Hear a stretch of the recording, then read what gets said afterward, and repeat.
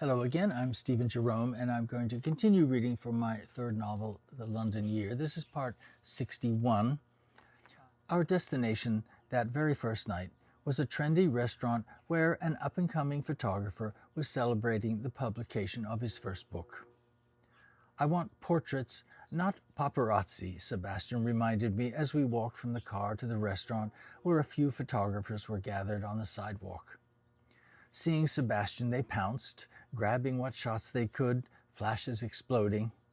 He slowed, but didn't stop, and I followed him straight in, my own camera discreet under my jacket. The room was long and narrow, brightly lit with a bar at the far end serving complimentary drinks. The restaurant's tables had been cleared for schmoozing. Framed prints lined the walls, and Sebastian was in the largest one, lying nearly naked on a rocky beach, the masculine contours of his body blended with the glistening curves of the stones.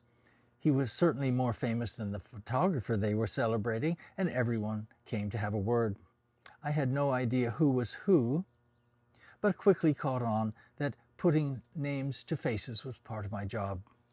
In the crowded mix, there were also several stunning female models. I recognized them from the photos, caught in a frozen wave or posed standing tall, gazes fixed on the distance like Easter Island statues.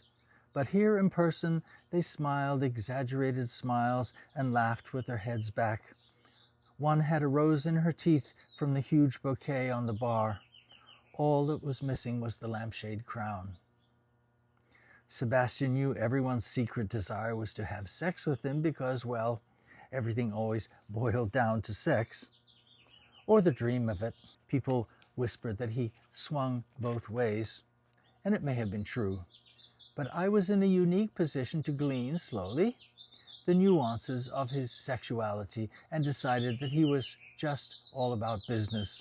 Sebastian was simply opportunistic in his attractions, strategic in the way of a predatory animal who knows instinctively where to place himself, how to entice, how to conquer. In that regard, we were a pack of two on the prowl. No significant others ever appeared on the sidelines or even came up in conversation. Yet he was always mildly flirtatious. I never felt he was serious about actually getting me into bed, but he dangled promise, tested limits. I was determined not to be a conquest. Besides, I didn't want to mess up a good thing. I think Sebastian appreciated that I wasn't easily swayed, but he was always throwing out a line to see if I'd bite. Then I realized he did that with everyone.